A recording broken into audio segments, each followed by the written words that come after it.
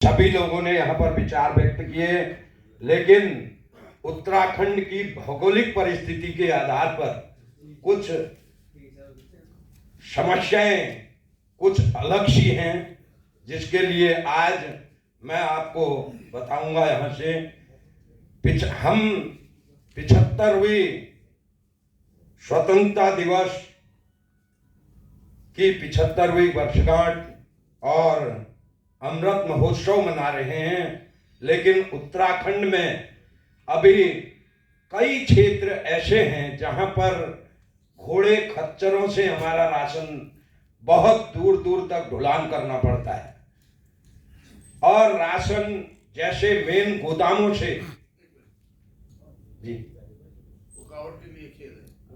आपको वो हिल है ना जी हिल एरिया, हिल एरिया को मैं को अलग सेपरेट एक तो कितना दुकान है, कितना कार्ड है जी ठीक है ना, जैसे स्पेशल कैटेगरी को ज्यादा मिलता है जी। आपको हिल के लिए भी हमको प्रस्ताव पारित करना चाहिए, मिले चाहिए में। इस समय वैसे आपने जो बढ़ोतरी करवाई उसमें हमें 37 रुपए का लाभ हुआ है, उसके लिए मैं आपको बहुत बहुत धन्यवाद और आभार व्यक्त करता हूं, क्योंकि पर्वतीय राज्य होने के उससे, लेकिन वो भी वहाँ की परिस्थिति के आधार पर बहुत नाकाफी है, क्योंकि आपने जो 440 रुपए का जो प्रस्ताव रखा है वो यदि हो जाए तो वो भी वहाँ के लिए, क्योंकि केवल 50 कार्डों को लेकर के 40 कार्डों को लेकर के, क्योंकि हिल एरिया है, दूर दूर में घर होते हैं, तो इतनी कार्डों को लेकर के लोग दुकान चला रहे हैं। अगर उन दुकानदारों को लाभांश पर 40 कार्डों में कितना लाभांश हो जाएगा उनका, अगर हम 440 भी लेते हैं तो तब भी उनका लाभांश से पूरा नहीं होने वाला है। और ऐसे हमारे 11 राज्य हैं, पूर्ण मैदानी राज्य केवल 2 हैं हमारे यहाँ, ऊधम सिंह नगर और देहरादून। हरिद्वार, देहरादून और नैनीताल आंशिक मैदानी है, क्योंकि नैनीताल में भी हिल एरिया आ जाता है। नैनीताल में भी ऐसे क्षेत्र हैं जहां घोड़े खच्चरों से माल जाता है, कई किलोमीटर पैदल चल के। जो लॉस है, हैंडलिंग लॉस का यहाँ पर प्रश्न आ रहा है, हमारे यहाँ तो दुकानों में जाने तक 5-5, 6-6 किलो कम हो जा रहा, क्योंकि कम से कम आप ने मेन गोदाम से वहां के गोदाम में पटका, वहां से फिर रोड हेड तक वहां गया, रोड हेड से घोड़े खच्चरों से गया, वहां से फिर कुछ किलोमीटर और कुछ दूरी और सिर में भी ढोना पड़ता है, तो काफी हैंडलिंग लॉस हो जाता है। और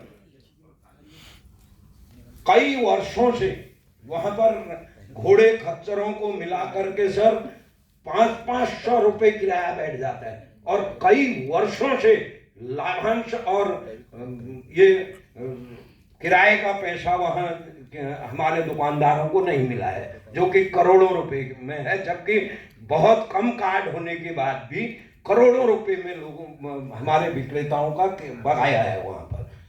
और पॉश मशीन और नेटवर्क के संबंध में, सर्वर के संबंध में मैं आपको बताऊंगा, पिछले महीने 7 दिन तक हमारा सर्वर चला ही नहीं, और नेटवर्क तो जहां घोड़े खच्चरों से माल जा रहा है वहां तक मोबाइलों की कनेक्टिविटी, कहीं ऊंची चोटियों में जाकर के बात करने को लोग वहां आते हैं, तो दुकानों में कनेक्टिविटी होने का तो सवाल ही नहीं।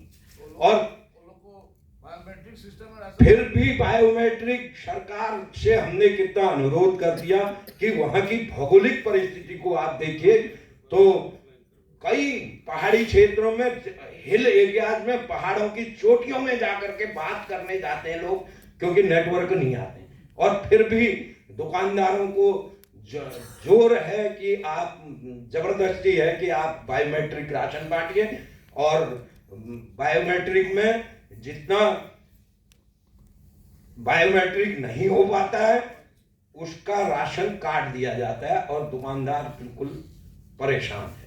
उत्तराखंड का हिल एरिया का दुकानदार बहुत परेशान है। और नेटवर्क की ये समस्या हो गई, और डोर स्टेप डिलीवरी, अब जब दुकानदारी माल नहीं ले जा पा रहा घोड़े खच्चरों के माध्यम से, डोर स्टेप डिलीवरी से तो अभी पहाड़ी पर्वतीय क्षेत्रों में हुआ नहीं है, मैदानी क्षेत्रों में हो गया है, वहां भी बड़ी दिक्कत आ रही है डोर स्टेप डिलीवरी से। तो डोर स्टेप डिलीवरी उत्तराखंड जैसे राज्य में सक्सेस नहीं है। ये भी यदि मेरा निवेदन है कि यदि केंद्र सरकार के द्वारा इसका भी प्रस्ताव आप हमारी राष्ट्रीय कार्य समिति भेजे कि उत्तराखंड जैसे पर्वतीय जिले को डोर स्टेप से न जोड़ा जाए, तो ये मेरा आग्रह है। यदि मुझे लिखित में देना होगा तो मैं वो भी आपको दे दूंगा। मेरा ये प्रस्ताव भी नोट कर दीजिएगा।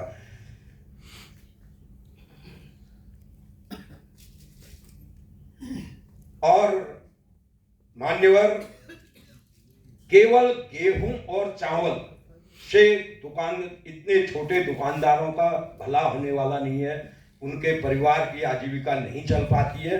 इसमें हम नॉन पीडीएस आइटम के लिए मैंने वहाँ की खाद्य मंत्री जी से भी, मुख्यमंत्री जी से भी कई बार मैं मिल भी गया हूँ, और मेरे साथ मेरे प्रदेश के अध्यक्ष ने भी आवेदन कर दिया है कितनी बार, और हमारे अन्य पदाधिकारी भी, हमारा संगठन पूरा इसके लिए मिल गया है। जैसे चीनी, रिफाइंड, नमक, तेल इत्यादि कोई नॉन पीडीएस आइटम भी अगर दुकानों में दिए जाएं तभी दुकानदार अपनी आजीविका चला सकते हैं, वो भी सही लाभांश के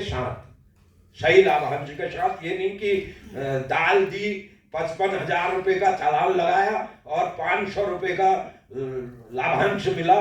55,000 रुपए का चालान लगा करके 500 रुपए हमें लाभांश मिला दाल में, 50 रुपए क्विंटल। ये स्थिति है। 55,000 रुपए में कौन व्यापारी काम करेगा 500 रुपए कमाने के लिए? ये हमारे एफपीएस की समस्या है, ये हमारे एफपीएस की स्थिति है। और एक सवाल, ये जो आप डोर स्टेप बता रहे हो,